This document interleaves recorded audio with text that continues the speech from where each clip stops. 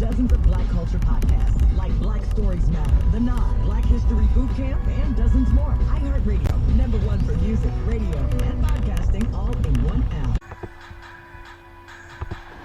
Welcome to the show. My name is Charlton with Big C. This is Charlton and Big C Sports, coming to you worldwide on the Big C Sports Network, on the #1 network in the United States of America. And Big C Sports has been voted the #1 sports show in the universe, according to Big C. And them good old boys down south, I want to say bienvenidos to all of our listeners in Latin America, also across the pond in London, England, as well as Paris, France. Of course, you good old boys in Canada. We love you in Africa, the Big C tribe. But there's no one we love more than the good old boys down south. It's the land of the free and the home of the brave on a beautiful February the 4th, 2021. Rondo Deportes, bonjour, Big C. How's it going for you good old boys down south? Well, Charlton, it's almost time. We're just 3 days away from the Granddaddy Super Bowl down in Tampa, number 55, doing the double nickel. But once again, I want to thank our frontline healthcare workers, our nurses, doctors, first responders. I know you do more than the double nickel when you're responding to an emergency. Yep, they always do, and we love the way they help everybody. Big C, I want to say today's show is sponsored by your Northern California Cadillac dealers, home of the all-new Cadillac Escalade, the standard of the world. And when you go by and test drive yours, tell them Charlton and Big C sent you, as well as a fleet of Cadillac cars. Also, all around the world, just say Google or Alexa, play Big C Sports Podcast. You will hear from our sponsors. You will hear welcome to the show. I will introduce Big C as the Mystic, and he'll do his thing from 3,000 miles away. And I really do appreciate the way things have grown with Big C Sports. You can follow Big C Sports on Spotify. You can follow Big C Sports on Xfinity, Comcast TV, Roku TV, Apple TV, Amazon Fire TV, and a lot of smart TVs all over the universe. But you better have a smart TV, or you'll be sitting there looking at a still picture. Man, I love pausing, and I hope it doesn't rain on Super Bowl 55, Big C.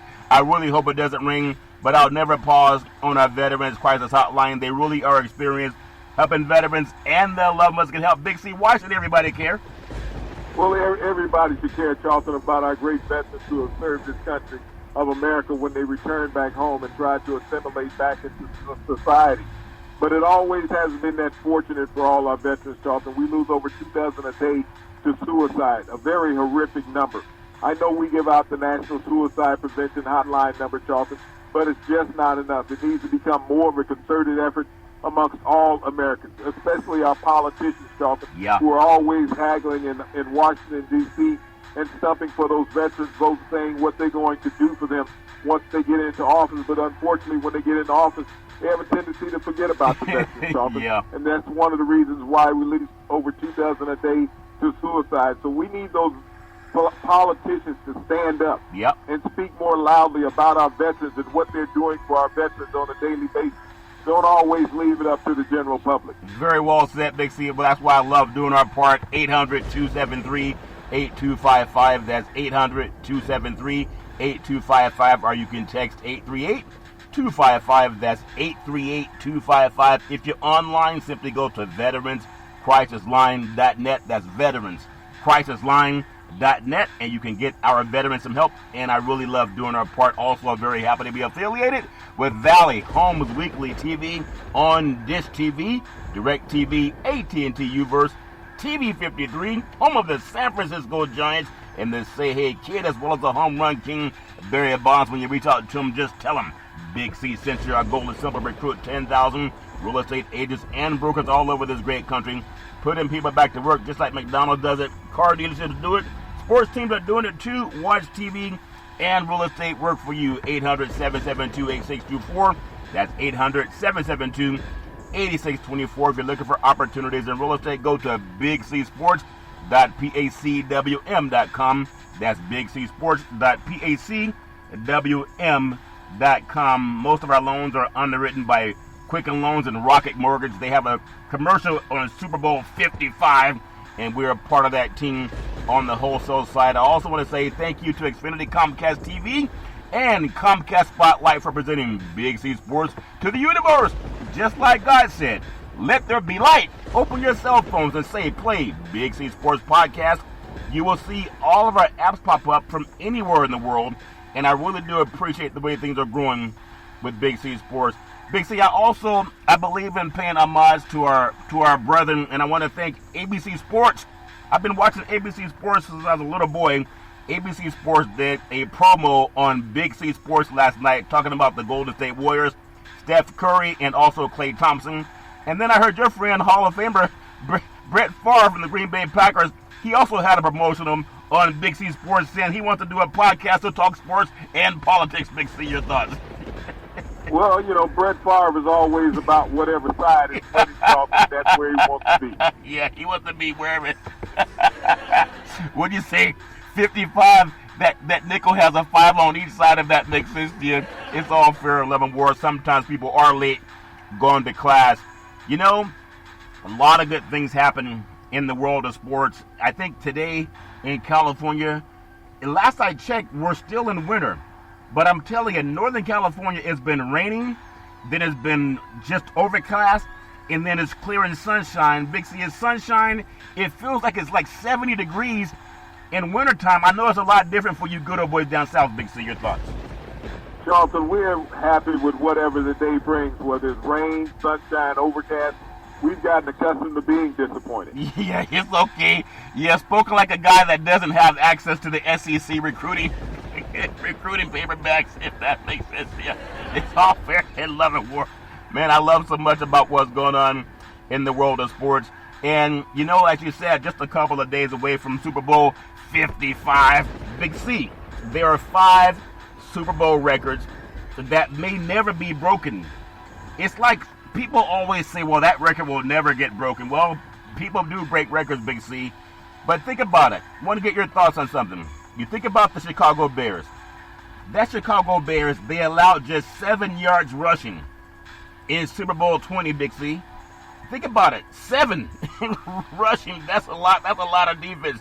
The Bears' dominant defense led the game by MVP, big sack man Richard Dent. They held the Patriots to a mere 7 rushing yards on 11 attempts, and they won that game by the score of 46-10 over the Patriots. That was a different Patriots back in the day. Big C, your thoughts? Yeah, that was a much different Patriot organization. That team's leading rusher that year was Craig James, part of the former Pony Express at SMU. I think he probably averaged 7 yards a yard rushing per carry while he was in college, and yet the team was only able to amass 7 yards in total. But they also sacked the Patriots quarterbacks 11 times in that game. Yeah, I think back to that game, and that's the same game where in the Super Bowl where Coach Ditka did not give the ball to Sweetness. Walter Payton down right around the 1 yard line, brought in Refrigerator Perry and allowed Refrigerator Perry to score the touchdown. I thought that was an affront to Sweetness, and unfortunately, even Mike Ditka did, but he said he recognized it after the game was over. Big C, your thoughts? Well, you get caught up in the moment of the Super Bowl, Charlton, and so many things are happening at a rapid pace, and that you're not always thinking about the individual at that time. Yeah. Now, I want to take you back to that game because getting to that game, I believe they had shut out the L.A. Rams, touchdown Eric Dickerson, I think that's who it was. And then I think they had also beaten the Eagles. So could you imagine that Pony Express that you talked about down at SMU, the school that had a lot of paperback violations down in Dallas, if that makes sense to you, they had to go on pause because they handed out too many paperbacks, Big C. The Bears defense was so dominant, they shut down the Pony Express, but they did it in different weekends, Big C. Your thoughts? Well, you think about the Chicago Bears defense of 1985, Charlton, undoubtedly the greatest defense ever assembled in a single season in the NFL. And everyone talks about the 85 Bears. Yeah. The 86 Bears defense was even better. They were 14-2 that year, yep, but they got knocked out in the playoffs. Yeah, they got knocked out in the playoffs. And that's so no matter how good teams are now and how great people say that it was 20 years ago or 10 years ago when they played, just in your mind, if that 85 Bears defense was still around playing football today, do you think they would still lead the NFL in defense? We know a lot of players are bigger and stronger and faster, but there was something about the way they played. A lot of those guys outside of Refrigerator Perry, they were somewhat undersized. Refrigerator Perry, if he played today, he'd be just an average lineman, Big C. Your thoughts? Well, Charlton, the difference between the game of those years in 1985 and the game of today is that the players were a lot more tenacious. Yeah. If they could play under the rules that they played under in 1985, they would be just as dominant in the NFL today because receivers would not be running free, running backs would not be running free, Charlton. They would take your head off. Yeah. I mean, when you talk about hitting and tenacity, that's what football was all about. When the words decleater and snot knocker were informative about how you hit somebody. Yeah. Well, they had to get that element out of the game for a reason, if that makes sense to you, Big C. And sometimes you can still get that element in some of the Chicago bars, as I witnessed several times in my lifetime. It's all fair and love and war. But congratulations, that Bears defense was amazing. I don't think we're going to see anybody get held to 7 yards rushing, Big C, in the whole game. But think about this. I mean, everybody has their opinion about teams. But there's a fourth item I want to bring up. Rod Martin's, his 3 interceptions. You know, Brady threw 3 picks last weekend. I think touchdown Aaron Rodgers, he also threw 2 interceptions in the NFC Championship game. You know, touchdown Patrick Mahomes hasn't thrown any interceptions, Big C, so that may continue. But Rod Martin's 3 interceptions. Only one player, Raiders linebacker Rod Martin, Big C, now they're in Vegas, has recorded 3 interceptions in one Super Bowl. Martin pulled off that feat in the Super Bowl as he had 3 interceptions off the Eagles quarterback, the great Ron Jaworski, who helped the Oakland Raiders at that time pull off a 27-10 victory. And I think they had a running back also by the name of King that ran a long distance for a touchdown too. But that defense was legit, Big C. Your thoughts? Well, you talk about partying it up in New Orleans, Charlton. That's what Rod Martin and the Raiders did against the Eagles in that Super Bowl appearance down there in the Superdome. Yeah. You know, there's a half a dozen players who have had double interception games in Super Bowl, with only Rod Martin, the linebacker, wore number 53 for the then Oakland Raiders, Charlton, stood out head and shoulders above everyone else with his 3 interceptions that set that record that most likely will never be beat. Yeah, I remember that game very, very well, Big C, but I think about also, we talked about the Bears and how dominant that Bears team was. And the Raiders, if people kind of get spoiled, and just like with the Kansas City now, there's no guarantee that you're going to run more than 2 Super Bowls in a row. When the Raiders have beaten the Minnesota Vikings down, I believe it was in Pasadena, that was under John Madden. Then with Flores, they beat the Eagles and they beat the Washington Redskins. They had a run of 3 Super Bowls within about 5 years, Big C, so there's no guarantee you're going to get back. How would that Raiders team of those days fare in today's market, and why can't they get that same thing back, Big C? Your thoughts? Well, actually, they won the 77 Super Bowl, the 1980 Super Bowl, and the 1983 Super Bowl, Charlton. Well, when you think about how dominant the team was during that era, they were constantly built to win. They constantly sought out free agents that knew they had very little time left in the NFL, so they were trying to give it their all, Charlton. They weren't sitting there building a team for the future. They were building teams for the present, much as a lot of NFL teams are trying to do today. Yeah, it's amazing that you got to go back that far to the greatness of the Oakland Raiders, and most people thought that would run. If you look at what New England's done over the past 20 years, the Raiders had that type of organization. If they were not winning playoff games and going to the Super Bowl, they were being knocked out in a division championship game. But those days are long, long ago in a galaxy far, far away. Thinking of long, long ago in a galaxy far, far away, the third point I want to bring up for Super Bowls, you have touchdown John Riggins, 38 carries. That's almost 2 games worth of work for guys nowadays, Big C. No running back has come close to matching touchdown John Riggins' his usage total. Think about this. In the years following his epic performance in the Super Bowl, touchdown John Riggins rushed for an NFL record, 610 yards during Washington's run through the 1982 postseason. That's his playoff production, Big C. He gained 166 of those yards during their 27-17 win over the Miami Dolphins in that Super Bowl. He did a whole year's work in the playoffs, Big C. Your thoughts? You know, the game has changed so much, Charlton, since that era. That was a run-dominated league back in those years. When you can think about Thurman Thomas winning in the league MVP, rushing for less than 1,400 yards when he couldn't find his helmet in the Super Bowl against the Cowboys, Charlton. But, you know, John Riggins was a dominant back of his era, and to have 38 totes in the Super Bowl was just a phenomenal record. You think about it, he set the record of 166 yards. Yeah. When Timmy Smith for the Washington Redskins broke that record, Charlton, I believe in 82, when he had 204 yards, he only had 24 carries to do that. Yeah, the ball's not heavy, but there was something about Riggins. I think that's when they had the offensive line, and they called them the Hogs, Big Z. So no matter what it was, that was a team that was run heavy. They were led by a decent defense, but those Hogs, they just leaned on you so much, and they were a nasty bunch of players. Do you think offensive linemen are as nasty as the Hogs were? Not in dirty, in hygiene-wise, but just the way they play so vicious, Big Z. Your thoughts? You know, I don't think the player of today, Charlton, is fundamentally sound. They may be larger, but the Hogs had a ginormous line during that era of the NFL, Charlton. Yeah. But they were built to do one thing, to be solid run blockers. They could pass block. I mean, they had Joe Theismann, who was a mobile quarterback during that era, Charlton. Yep. But this was a team who wanted to lean on you and make you feel that physicality. Yeah, lean on me when you're not strong. We've heard that in a good song from back in the day, and those Hogs were definitely leaning on people. Big C, there's another point I want to bring up as far as Super Bowl performances as we come up on Super Bowl 55.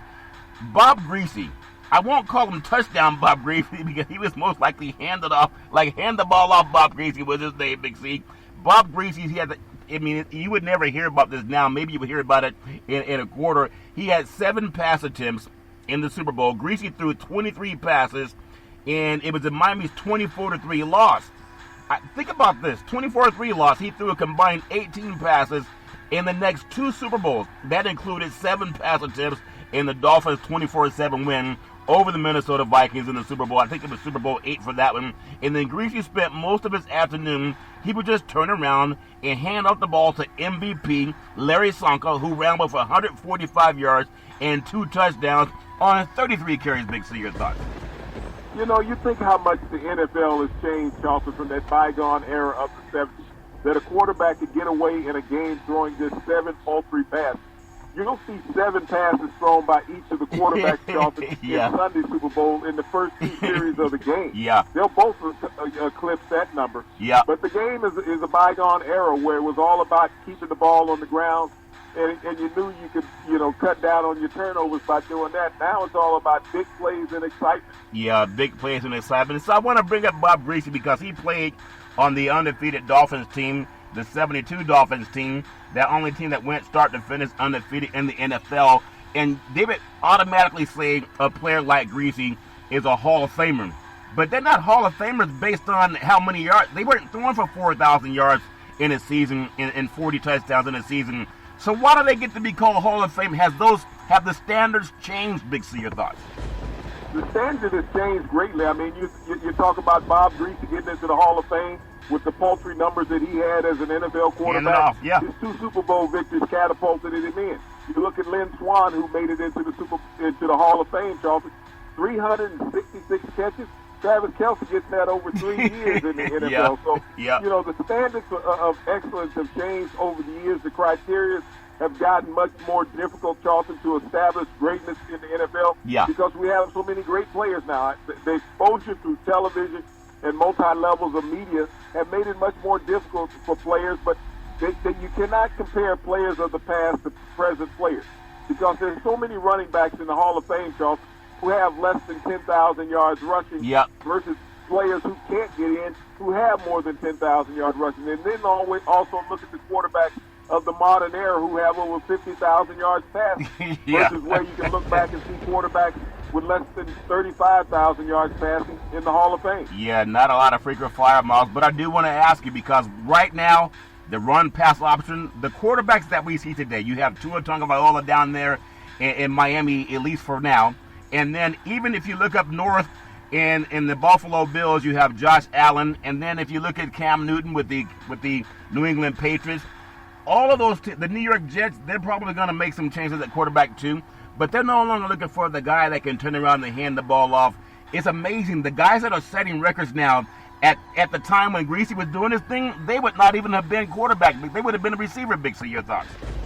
Well, a lot of them would have been tight ends and linebackers, but you also got to understand the run-pass option came along long before these guys came along. And today is Fran Tarkenton's 80th birthday. Yeah. Fran Tarkenton is the grandfather of the run-pass option in the NFL. Came out of University of Georgia, took the Minnesota Vikings to 3 Super Bowls. Charlton didn't win any of them.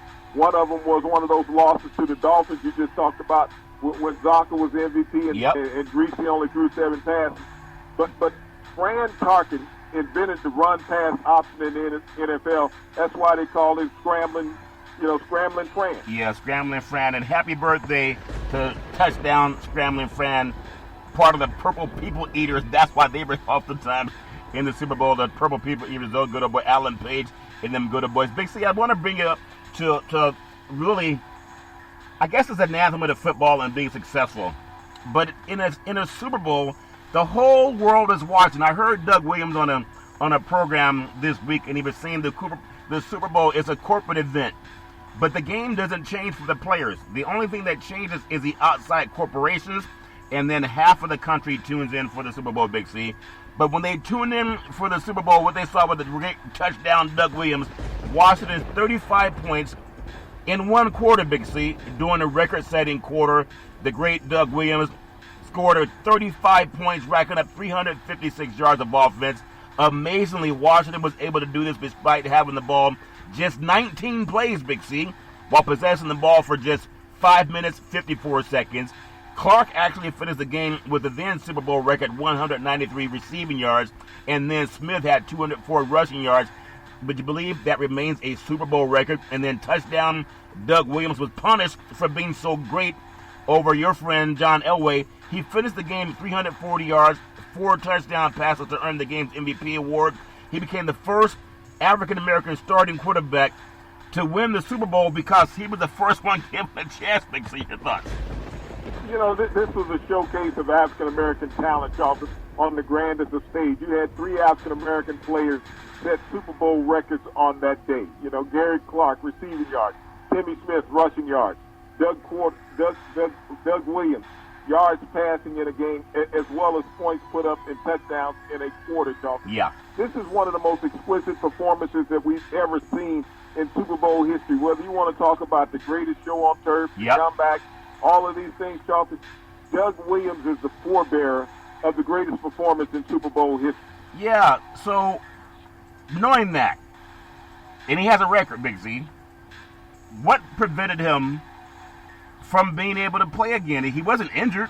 It turned off so many people seeing the man they tried to hide from the league, came out of Grambling State, one of Eddie Robinson's tutelage, Big C, and he was so dominant. Why did he not get a chance to be on all the billboards and the Wheaties boxes the way players are today with half those numbers, Big C? Your thoughts? The same reason why you don't get black head coaches hired in the NFL today, Charlton. It's a league of racism. Regardless of what the league wants to say is how they stand against whatever's out there, Charlton, they are part of that. Yeah. And, you know, I hate that it happens, but I'm glad that we can talk about it because there was a time that we would not have been able to talk about it, Big C, and that's one of the things that I like so much. I want to bring up something to you because we're media too, but I believe we're honest media. I believe in the days of Walter Cronkite, just give me the facts, I can deal with the hyperbole on my own. NFL media mainstream, Big C, would you believe some of the guys you know, old coaches and sometimes old players, they don't like what Deshaun Watson is doing. They're saying he's holding the Houston Texans on pause. You know how we do the Big C, pause, Big C? Now, I want to ask your thoughts because this goes back to the great touchdown Doug Williams, who set a record in the Super Bowl, Big C. They applauded Matthew Stafford for leaving the Detroit Lions, and he put them on pause. He said, I don't want to be here. And now he's in Los Angeles with the Rams. People say it's a good move. You have touchdown Jared Goff. He's going to Detroit. Not that he wanted to leave L.A. for Detroit, but he didn't have a choice. And there are people saying, well, he's going to turn his career around. I think back to the days of touchdown Kurt Warner. Went from I guess it's called the greatest show on turf at that time, in St. Louis, Missouri, when the Rams moved from L.A. to St. Louis. And then he ended up playing with the Arizona Cardinals. People said, well, he's going to revitalize his career. And a coach, and people can have their own opinion. But if they don't talk about it, then that's why Big C Sports does. You have Dick Vermeil, Hall of Fame coach, and Brett Touchdown Favre, who did a promo on the Big C Sports show. He left the Green Bay Packers to play with the Minnesota Vikings. He made it hell on touchdown Aaron Rodgers. He didn't want to help him. And he ended up leaving and go to the Minnesota Vikings. Peyton Manning, Super Bowl champion, 2-time Super Bowl champion, left Indianapolis, went to the Denver Broncos, won a Super Bowl there. Touchdown Joe Montana. He left the 49ers, went to play in Kansas City. He wasn't kind to Steve Young. So this talk about Watson doing what these other white quarterbacks have done, they come out in the media and say he should be happy that he has a job. If he wants more say-so, get his own damn team. Fix it. Your thoughts? Charlton, the gall of these white people to criticize a black man for wanting to change the situation or his environment that he's in. You think about it, if you're the top lawyer at Harvard when you graduate, you're not taken by a law firm and say you have to spend the next 10 years here and you don't have the option to go someplace else. Yeah. You think about it, if you leave a medical school at Stanford, you're not drafted by a hospital and say, okay, you have to spend the rest of your career here in this hospital working for us, and you don't have the right to seek out to go to another institution, Charlton. The gall of these white guys to come out in the media and blast Deshaun Watson. Dick Vermeil, I believe he was a head coach at UCLA. Yep. Went out and lied to 100 different families, said, I'm going to treat your son like he's my son, and I'm going to take care of him for the next 4 years. Yep. He took his butt off to Philadelphia and said, I don't know these kids. Yeah. And took a job that paid him more money because it was someplace else that he wanted to be. You want to talk about Brett Favre? That dog, I mean, what he needs to do is take that sleeve where he's doing the commercials and pull it over his face so to shut his mouth up. Yeah. Because here was a guy that was with the Green Bay Packers, and all of a sudden he was going to retire. Yeah. Next thing you know, he ends up with the New York Jets. Yeah. Then he's going to retire again. The next thing you know, he's with the Minnesota Vikings. So he was going where he wanted to go. He was picking his position where he wanted to be, forcing teams to make trades for him to keep playing. Yeah. And so when you look at that, I mean, go back to John Elway. John Elway said, I'm not going to play in Indianapolis. I don't care. I'll sit out. I'll go play baseball. Yeah. Unless you come to my demands and make a trade and get me out of Indianapolis. Yeah. I'm not going to play there. Yeah. Oh, let's look at a guy named Eli Manning. Did the same damn thing to the San Diego Chargers. Yeah. Saying, I'm not going to play with this organization. I'm white. Yeah. All of these guys are white, Charlton. They played the white skin privilege and power card. And now that Deshaun Watson has the same power as these white guys have had over the decades in the NFL, they all want to come back and criticize it. Say, how dare that uppity black guy go out and make demands against the organization? He should be happy making the money that he's making. Whatever money he's making, Charlton, is paltry compared to the damn owner's money that he's making. Yeah. Who's a greater asset to who? Deshaun Watson is a greater asset to any team in the NFL than a team is to Deshaun Watson. They know of his value to the league and how dominant a player that he is. Now that black players are starting to say, I don't want to be here anymore, white people, I'm offended that a black guy would say that, but it's okay that a white quarterback can say that, or a white coach. Tell me which white coach decides that, there's a better opportunity over here. I'm going to go over there. We just saw that. We see that every year in the college ranks, where they leave 100 kids behind that they've recruited and said, I'm going to be your dad for the next 4 years. Oh, now you're going to be a stepchild or an orphan because I'm going someplace else. Yeah. We see the same thing in the NFL when you leave someplace and go for what you figure is a better job as a white head coach. Yep. Even touchdown Aaron Rodgers, I know he wasn't loved by touchdown Brett Favre, who loved taking pictures of himself. He took more intimate selfies, if that makes sense to you. Anyway, people can Google that. But touchdown Aaron Rodgers, he wasn't really nice to love, and even media was saying that touchdown Aaron Rodgers should make the Green Bay Packers pay because they put the organization first, and they drafted a kid out of Utah State by way of Stockdale High School in Bakersfield, and they drafted him because they wanted to have the cupboards full, Bixie. They didn't want to be caught with the cupboards bare, and they know that touchdown Aaron Rodgers also came off an injury. But no one's saying that uppity touchdown Aaron Rodgers is putting the Green Bay Packers on pause. They're saying the Green Bay Packers better come up with more money. Big C, your thoughts? All right, had a little bit of problem with the phone line. I guess Brett Favre took a lot of pictures and it shut down the phone line. It's all fair of it war. But, I think about Vermeil, and people have a right to say what they want to say. And this goes back to what you always say before we come up on the pause. You got to look at the people in the room. People talk about the Rooney Rule. You have a former head coach that coached at UCLA, also coached with the Philadelphia Eagles and the St. Louis Rams at the time, coming out on national airwaves and saying, that black man should be happy that he has a job. If he doesn't like the way their team runs their business, he should buy his own damn team. He never told touchdown Aaron Rodgers to buy his own damn team. They never told Brett Favre to buy his own damn team. They didn't tell John Elway to buy his own damn team. They didn't tell Peyton Manning to buy his own damn team. They didn't tell touchdown Joe Montana to buy his own damn team. They didn't tell touchdown Tom Brady to buy his own damn team when he left New England and went down to Tampa. Big C, your thoughts? Well, Dick Vermeil, he left UCLA, went to Philadelphia. He left Philadelphia, went to the broadcast booth. He left the broadcast booth, went to St. Louis. So here's a guy, when he felt that he had a better opportunity or another place that he wanted to be at, he can move around freely. He had that white skin privilege that I can go wherever I want to go. I just tell the guy I'm working with, I'm gone because I can make more money over here. I can be in a better situation over here. Yeah. They don't want black people to have that same thing. This is like I talk about the Constitution. There's no equality in America. Yeah. Whites get offended when they feel that blacks are getting to the same level that they are. Yeah, it burned down the Black Wall Street. People can Google that. We're going to take this call, the Big C Pause, also known as the Big C Timeout. If we can get permission from Coach Dick Vermeil, we'll be, in the words of the great Arnold Schwarzenegger, we'll be back.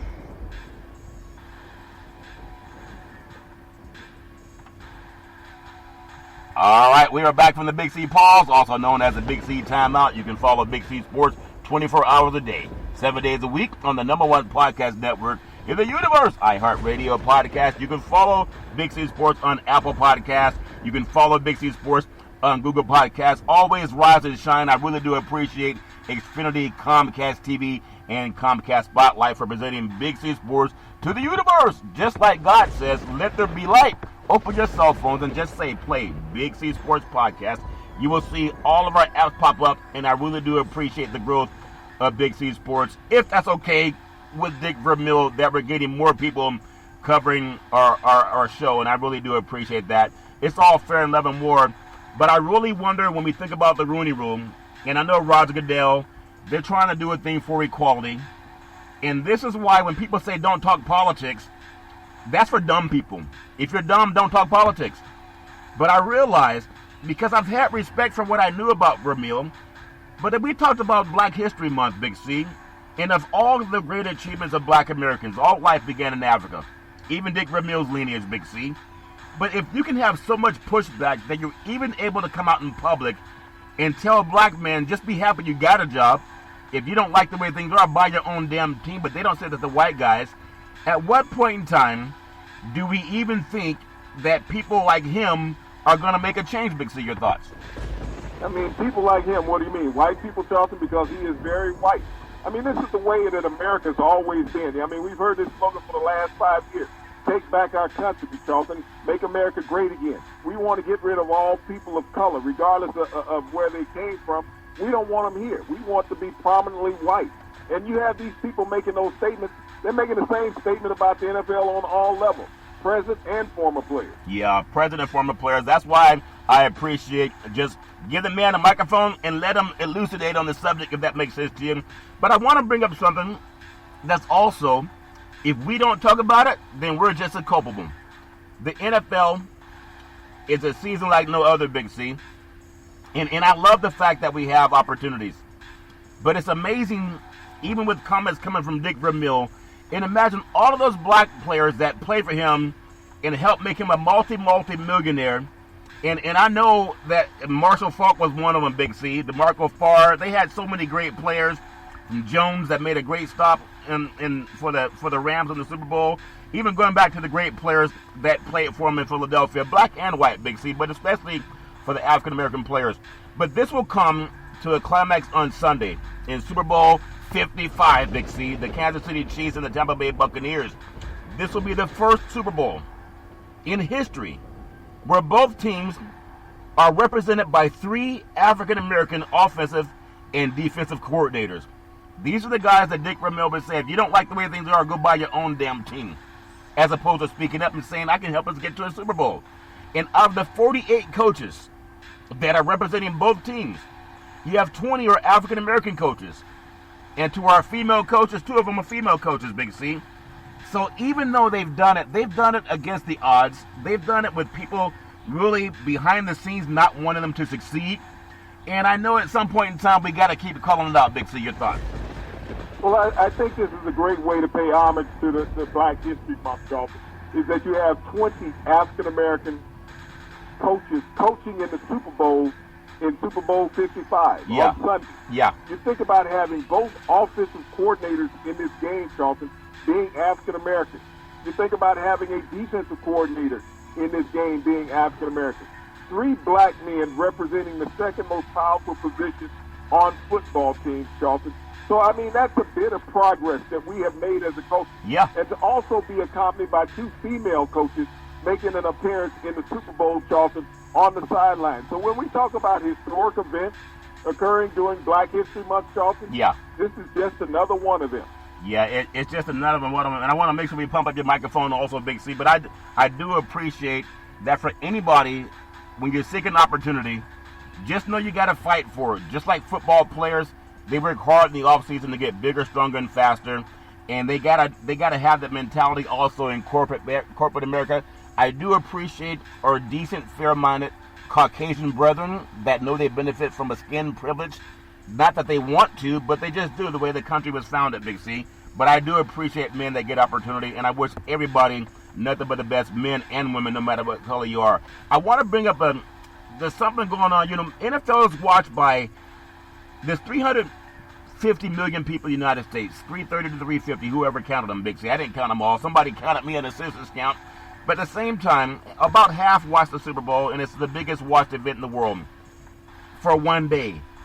Furniture store owner Jim, we call him Jim Mattress Mac. He bets $3.46 million on the underdog Tampa Bay Buccaneers. He bet for them to cover, Big C, and I don't know that. I mean, people know what they know, but he bet for them to cover a 3.5-point underdog, Big C. And now the Houston furniture store owner, who's known for making giant sports bets, he's placed the largest wager on Super Bowl 55 so far. That's a lot of money when you can have that kind of money to put up for a bet.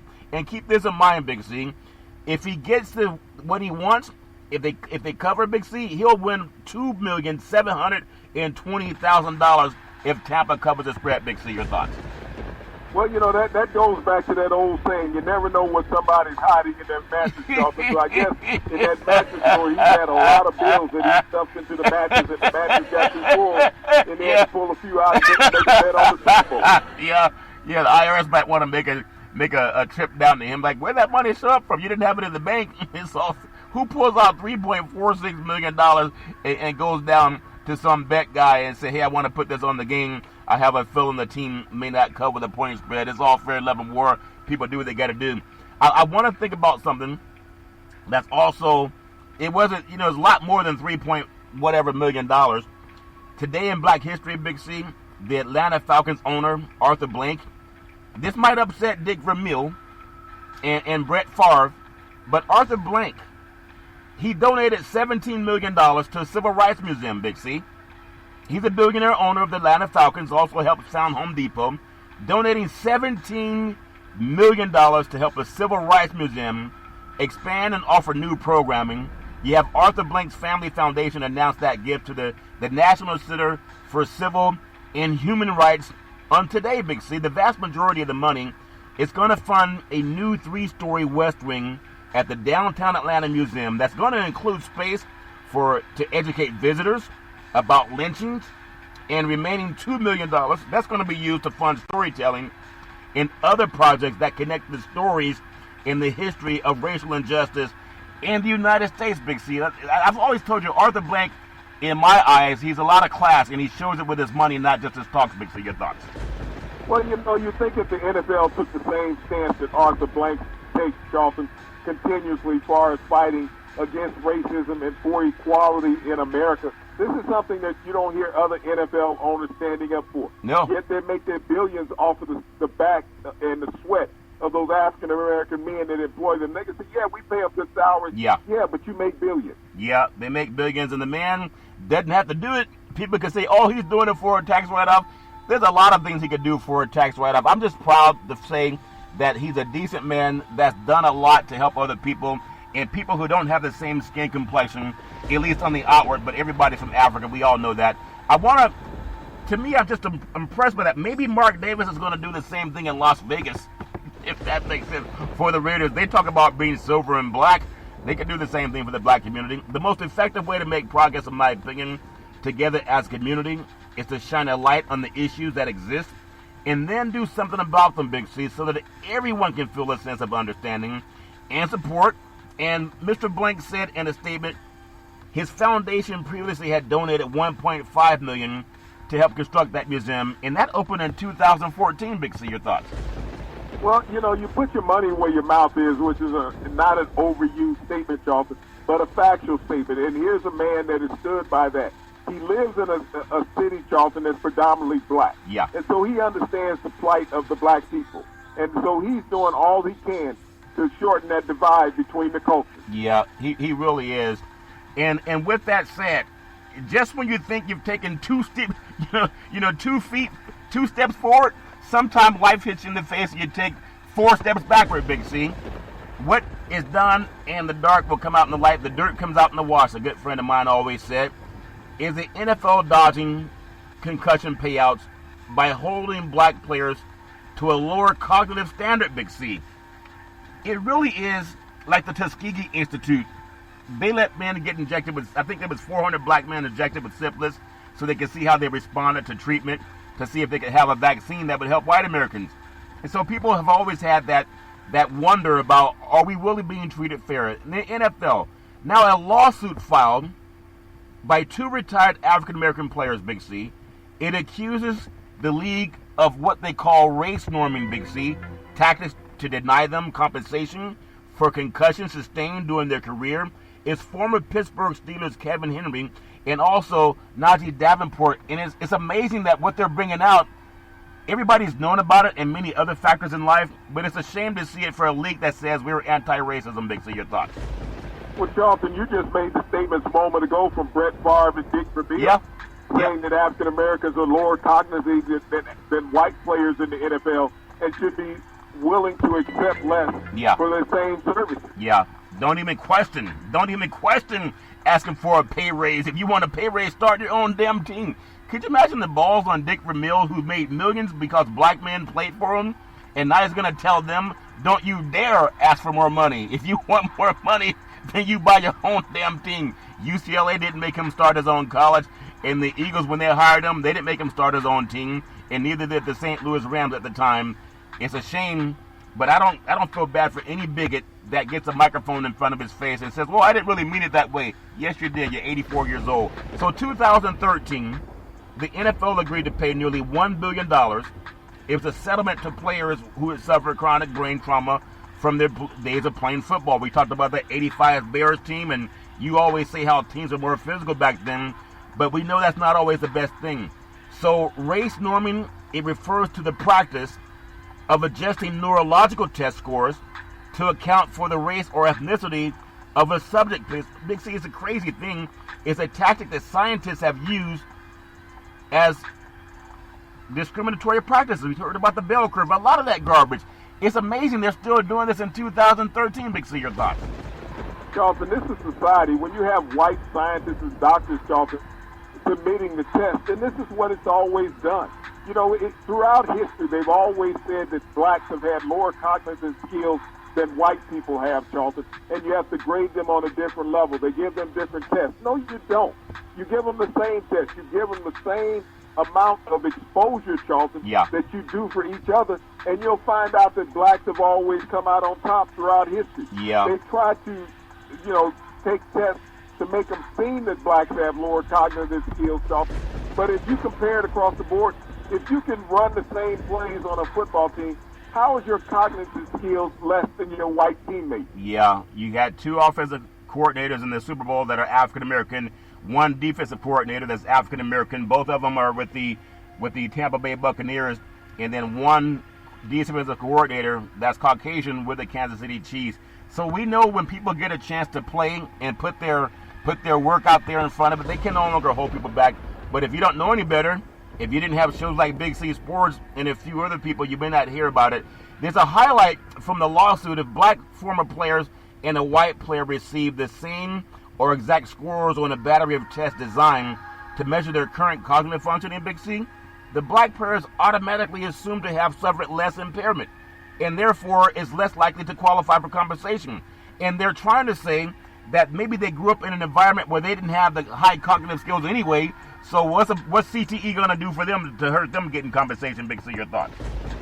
Well, what they're saying is that the black players were dumb, Charlton, that they lacked intelligence. And so wherever they have declined mentally in their cognitive skills, Charlton, from suffering concussions and CTE during their playing days, then it's not the same as white players because they never had the intelligence of these white players. I mean, you look at a lot of the black players from that era, Charlton, that have college degrees. Yeah. They went on to professional careers outside of the game. And you're going to say that their decline is because they were black, not because they suffered mental impairment from the concussions that they received in playing football, Charlton. It's just a damn lie that white people have perpetuated for decades about black people's lack of intelligence. You spoke about a man just a couple days ago on our show, Charlton, Clarence Avant. Yeah. If anybody Google Clarence Avant and find out the salienceness of a black man, here's a guy who quit school at 14 or 15 years of age and became the most powerful black man in America, became an advisor to 2 presidents, every major entertainer in America, whether they were black or white. They sought this man out. The Hollywood studios, the movie studios, the television studios, the record industry, they all sought out Mr. Avant for advice. Did he have low cognitive skills, Charlton, to have people calling on him? Even in today's modern America, this man's 79 years old, and everybody who is somebody in the entertainment and sports industry calls on Mr. Avant still. Still to this day. And oftentimes, guys like Dick Vermeil and then Brett Favre, who's not very smart, he's not even sure what body part he can take a picture of. Take a picture of his body part. Brett Favre is looking for the next bottle of alcohol that he can deal with. I remember the last time I saw Brett Favre on television at an event, an awards event. There he was trying to mug the interviewer who was interviewing himself, sexually assaulting this woman on stage, talking about she smells good and he want to kiss her, a la Joe Namath. And he took a picture of his body part. And they give him a job on TV to this day. You guys talk about, if you want something to start your own show, maybe he should get in a different industry where he can make money taking pictures of his body parts, if that makes sense to you, as opposed to telling black men, don't dare ask for my money, be happy where you are. But even with this, Big C, America's given him more platforms to come out and say, listen to me, I played football back in the day, and I played football, and whatever he's done, people can Google up his assault stuff. But there's another lawsuit. Think about this. A lawsuit is another stain for the league in its long problematic history with race, because if we got to get rid of all the people who are not honest. That means you make those meetings public hearings. Unless they're going to say, well, we're a private enterprise, we don't have to be public. But I think that would ferret out a lot of that bigotry. After a year of racial awakening, the Black Lives Matter, etc., we know a lot of people are just trying to ask for liberty and justice for all. But it's wise, in my opinion, that the league in its past is put so the whole world can see it, not to indict people, Big C, but just to make sure that we get the crooked people out of decision-making. Big C, your thoughts? Well, you're never going to do that, Charlton. That means you got to get rid of the majority of the owners in the NFL. They're not going to walk away from that billion-dollar industry. Even when they die, it's passed down through their family, Charlton.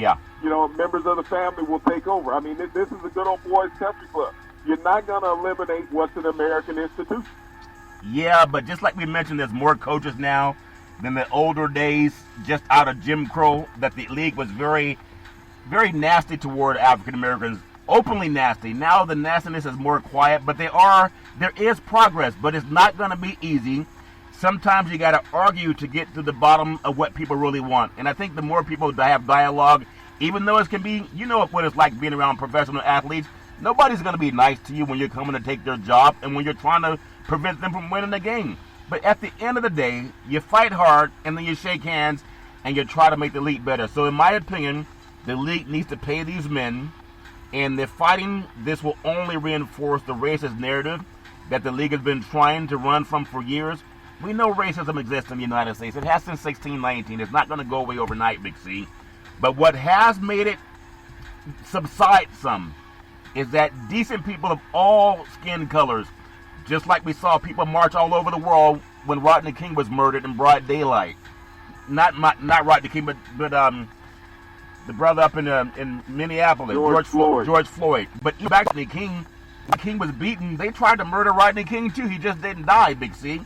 And through Rodney King, even through George Floyd, there was always an uprising. And I think, unlike the Rodney King uprising, people said that's just a black thing. But I think even young white people are different today because they've been able to interact with their other brethren, the black brethren and people of color. And I think if we have more of that dialogue, Big C, it's only going to get better as opposed to worse, Big C. Your thoughts? Well, Charlton, it's not based on dialogue. You have to understand the plight of colored people in America. In 1950, Charlton, 1950 in America, we're talking, 70 years ago? Yeah. Is that the population of America, Charlton, was 50% white, 10% minority. 50% of America was white people. So whatever they said and wanted, Charlton, they got. They didn't feel that they had to answer to anybody. In 2019, Charlton, only 59% of America was white. Yeah. So there's been a sea change in cultural change and color change in America. And that's what they fear the most. From going from the predominant culture and race in America to becoming not the dominant culture and race in America, Charlton. This is the reason why you have so much upheaval and strife. And until that balance is stricken, Charlton, that whites are not the predominant culture in America, we're still going to have the problems we have. And this is the reason why they're trying to change so many rules and laws as far as voting, redistricting, gerrymandering, and all of these other things, Charlton, trying to oppress the diversity in America. This is what they fear the most. You've always talked about they fear death, losing their money, and power.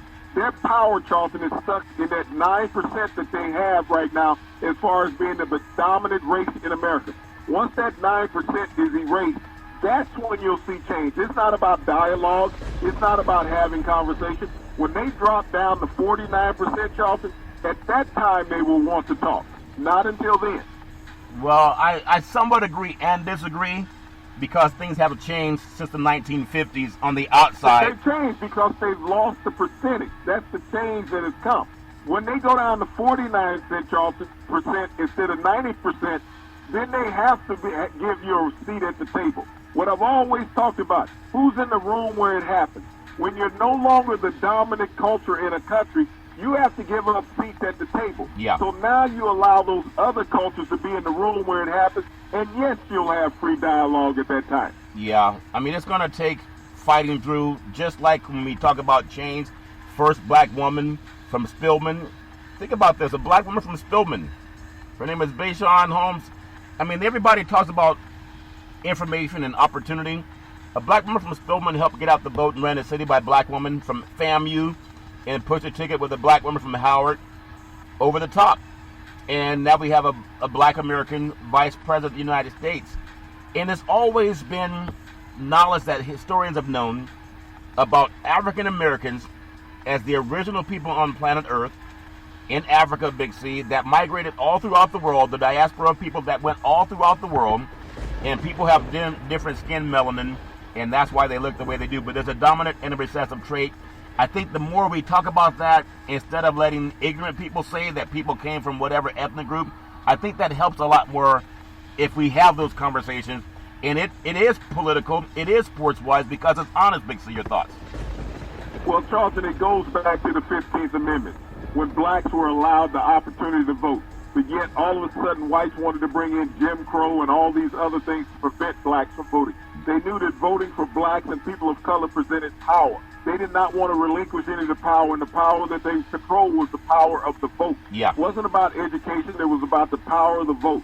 Just like today here, when you have voter obstruction and oppression going on in America, they know that's the most powerful tool that all cultures have. And if they place it where only white people can vote, Charlton, then they still maintain the power. Yeah. But when they lose that ability to control the vote, Charlton, they lose the ability to control the power, and they have to give up seats at the table. Yeah, even the Kennedy administration had, in its first 6 months of the Kennedy administration, some 50 black men and women were appointed to executive branch jobs. You have Madam Walker, the first black woman to become a self-made millionaire in the United States of America. They call her Madam C.J. Walker. And she did a lot with hair care products that a lot of women use to this day. But even something that's important too, if people have ever heard of the Harlem Hellfighters, Big C, they were black soldiers returning from World War I. They received a hero's welcome by black and white alike in New York City, and people just know about that through the history. You can Google that. And the black governor who was almost a senator, why didn't more than one black person serve the Senate during the Reconstruction era, a condition that persisted until this year? It's all about opportunity, and if people often say it's a pretty sad dog that won't wag its own tail, Big C, I thought that was crazy, but it's a truism. So before we close, and I know we have a lot of stuff to talk about for Super Bowl 55, but I refuse to just be a dumbed down guy bragging about what football player is great and who's not. I gotta bring this up.